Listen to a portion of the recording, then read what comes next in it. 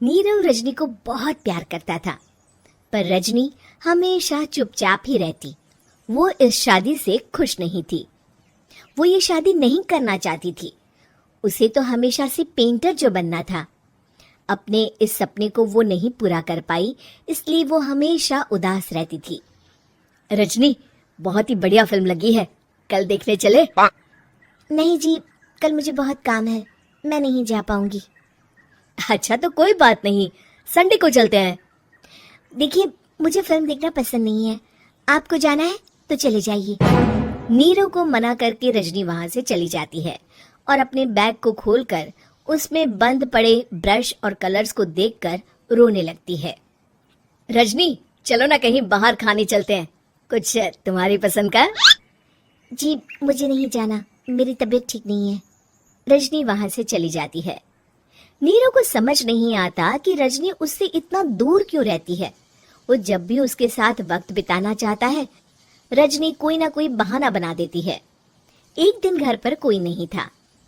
रजनी घर का सारा काम जल्दी से खत्म कर लेती है। घर पर अकेले होने के कारण वो सोचती है कि वो आज पेंटिंग करेगी। वो अपने कमरे में जाकर पेंट ब्रशेस और कलर्स निकालकर जैसे ही कलर मिक्स कर रही होती है कि दरवाजे पर बेल बज जाती है। अब कौन आ गया इस वक्त? इतनी मुश्किल से तो मुझे पेंट करने का मौका मिला है। रजनी दरवाजा खोलती है तो उसकी सास अपनी सहेलियों के साथ खड़ी होती है और सब घर के अंदर आ जाते हैं। अरे बहू, सबको शरबत बनाकर पिला दे, बाहर तो बड़ी गर्मी है। उफ। जी। रजनी पेंट ना कर पाने से उदास हो जाती है। उसे गुस्सा भी आ रहा होता है कि उसने इस शादी के लिए हाँ क्यों कह दी। वो रसोई में जा रही होती है कि उसकी सास उसे रोकती है। बहू, सबके खाने का भी इंतजाम कर लेना, आज का लंच तो ये सब यहीं करेगी। हाँ। रजनी बिना कुछ कहे रसोई में चली जाती है। सबके लिए खाना बनाती है। सब खाना खाते हैं और रजनी घड़ी देखती है कि ये सब कब जाएंगे ताकि वो अपनी पेंटिंग कर सके।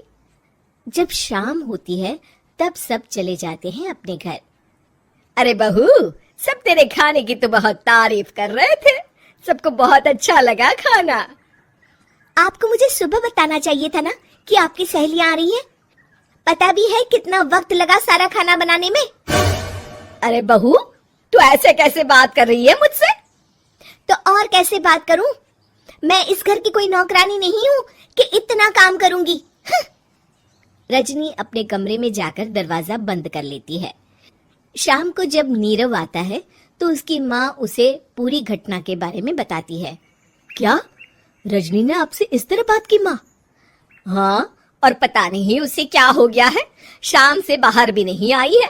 मैंने तो कई बार आवाज दी, खाना भी नहीं खाया उसने। तू ही बात करके देख ले बेटा। नीरव अपने कमरे का दरवाजा खटखटाता है। रजनी, दरवाजा खोलो, मैं हूं।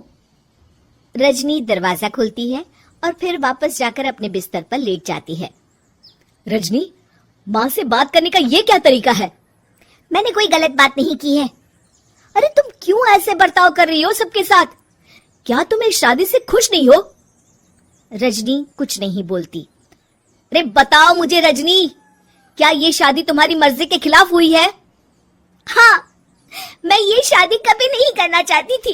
तुमसे क्या, मैं किसी से भी शादी नहीं करना चाहती थी। रजनी रोने लगती है। चुप हो जाओ रजनी, बताओ मुझे, तुम क्यों नहीं करना चाहती थी शादी? रजनी बेड के नीचे से अपने पेंटिंग्स, कलर्स, ब्रश, पेपर्स निकालती है। इतने में उसकी सास भी कमरे में आ जाती है। ये देख रहे हो, ये थे मेरे सपने।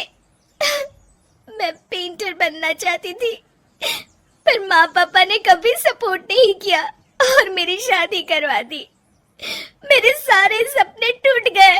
हर वक्त बस गुस्सा आता रहता है मुझे।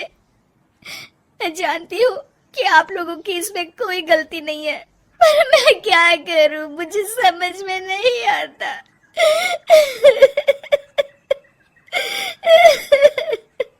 रजनी फूट फूट कर रोने लगती है।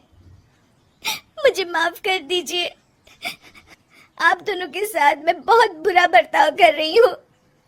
अरे रजनी बेटा, चुप हो जाओ तुम, नीरव पानी लेकर आता है। ये लो पानी पियो और शांत हो जाओ। रजनी पानी पीती है और उसके सास पेंटिंग्स देख रही होती है। अरे नीरव, हमें तो पता ही नहीं था कि हमारी बहू कलाकार है। अरे कितनी अच्छी पेंटिंग्स बनाई है, देखो तो।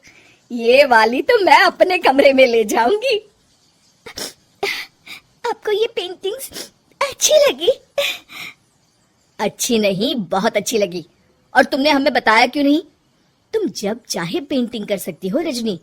हम तुम्हारे सपनों को पूरा करने में तुम्हारा पूरा साथ देंगे।